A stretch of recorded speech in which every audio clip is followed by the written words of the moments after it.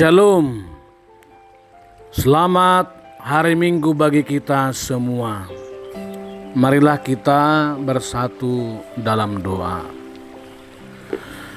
Damai sejahtera Allah yang melampaui segala akal dan pikiran manusia, itulah yang memelihara hati dan pikiranmu sekalian, dalam nama Yesus Kristus Tuhan kita. Amin. Saudara-saudaraku yang kekasih dalam nama Yesus Kristus Tuhan kita, khotbah pada hari Minggu ke-12 Trinitatis 30 Agustus 2020 tertulis dalam Kitab Ulangan pasal 18 ayat 9 sampai 14 dengan topik menang atas kuasa kegelapan. Marilah kita dengarkan bersama-sama. Apabila engkau sudah masuk ke negeri yang diberikan kepadamu oleh Tuhan Allahmu, maka janganlah engkau belajar berlaku sesuai dengan kekejian yang dilakukan bangsa-bangsa itu. Di antaramu janganlah didapati seorang pun yang mempersembahkan anaknya laki-laki atau anaknya perempuan sebagai korban dalam api, ataupun seorang yang menjadi petenung, seorang peramal, seorang penelaah, seorang penyihir, seorang pemantera, ataupun seorang yang bertanya kepada arwah atau kepada roh peramal, atau yang meminta petunjuk kepada orang-orang mati. Sebab setiap orang yang melakukan hal-hal ini adalah kekejian bagi Tuhan. Dan oleh karena kekejian inilah Tuhan Allahmu menghalau mereka dari hadapanmu. Haruslah engkau hidup dengan tidak bercela di hadapan Tuhan Allahmu. Sebab bangsa-bangsa yang daerahnya akan kau duduki ini mendengarkan kepada peramal atau petenung, tetapi engkau ini tidak diizinkan Tuhan Allahmu melakukan yang demikian.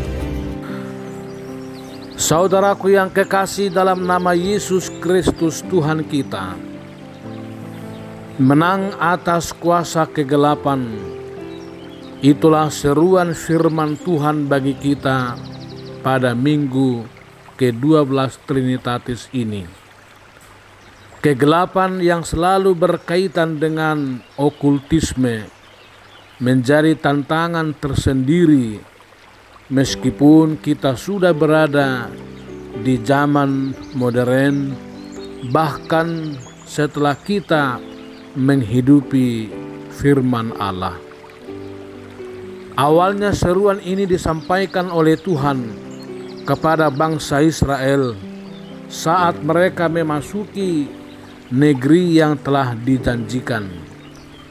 Saat itu Tuhan mengingatkan mereka agar jangan belajar berlaku sesuai dengan kekejian yang dilakukan bangsa-bangsa di negeri yang telah mereka masuki.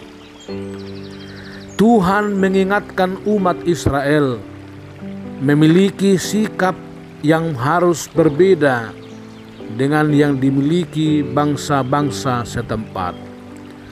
Memiliki sikap dengan tampil beda adalah salah satu ciri khas umat pilihan Tuhan.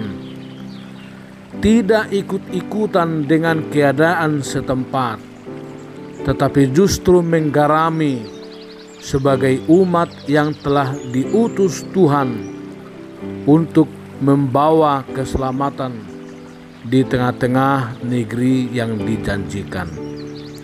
Sebagai umat pilihan Tuhan, tentu mereka diharapkan memiliki standar moral yang berbeda dengan bangsa-bangsa kafir yang ada di negeri yang akan mereka masuki.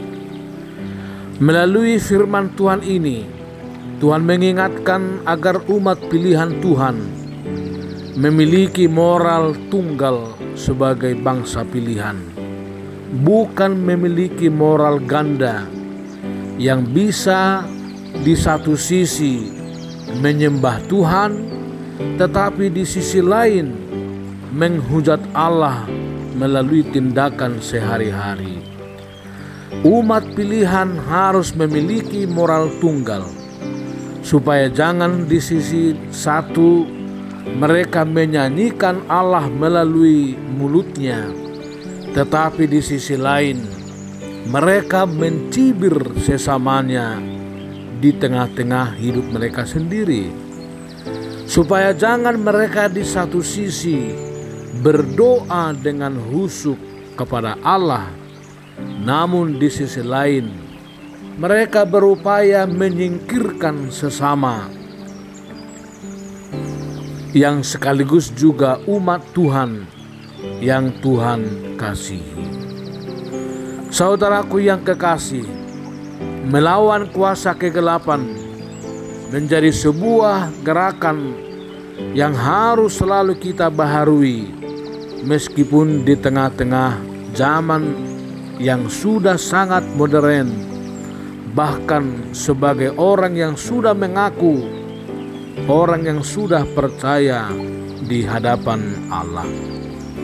Kuasa kegelapan dalam nats ini dijelaskan antara lain adalah sebuah perilaku kehidupan orang-orang kafir di negeri yang dimasuki oleh umat Israel. Di antaranya, mereka mempersembahkan anak maupun laki-laki dan perempuan sebagai korban sajian untuk dipersembahkan kepada ilah-ilah. Demikian juga dengan hidup bertenung, meramal, penelaah, penyihir, pemantra, bertanya kepada arwah, roh peramal, bahkan minta petunjuk kepada orang-orang yang sudah mati. Saudaraku yang kekasih, mempersembahkan anak di tengah-tengah zaman modern ini bisa misalnya kita identifikasi dengan maraknya human trafficking, atau mungkin penjualan anak, atau mempekerjakan anak dengan mengeksploitasi mereka bekerja lebih daripada yang patut mereka terima, atau mempekerjakan anak-anak yang masih di bawah umur.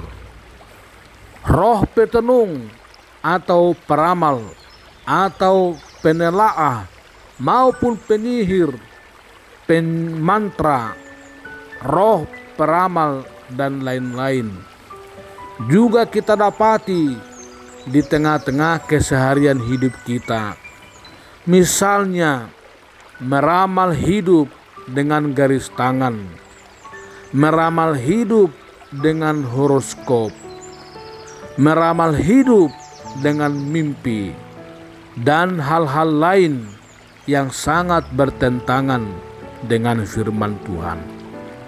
Bahkan mungkin juga di zaman modern ini, orang memberi sesembahan, sajian kepada roh-roh petenung, atau orang-orang pintar, atau dukun yang memiliki ilmu yang bukan dari Tuhan untuk mempertahankan jabatannya, bahkan untuk merayu seorang wanita atau laki-laki untuk dia lakukan sesuai dengan kehendaknya.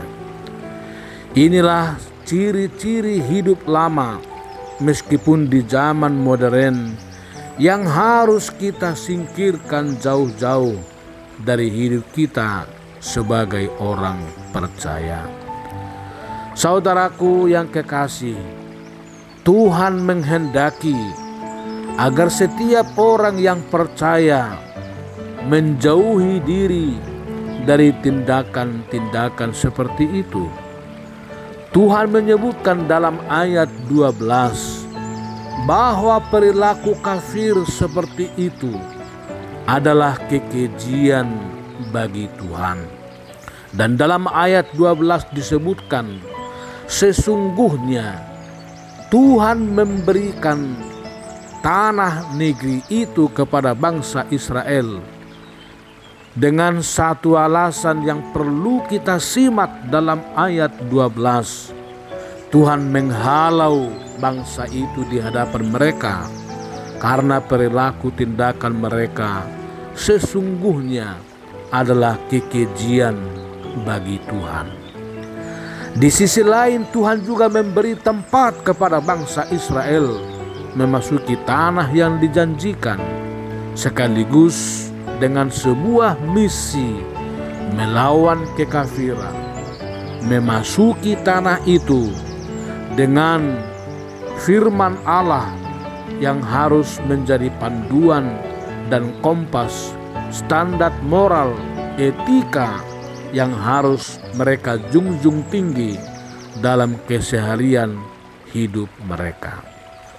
Tuhan menghalau bangsa-bangsa kafir itu di satu sisi, dan di sisi lain memberi tempat kepada bangsa Israel sebagai umat pilihan memasuki tanah yang telah dijanjikan.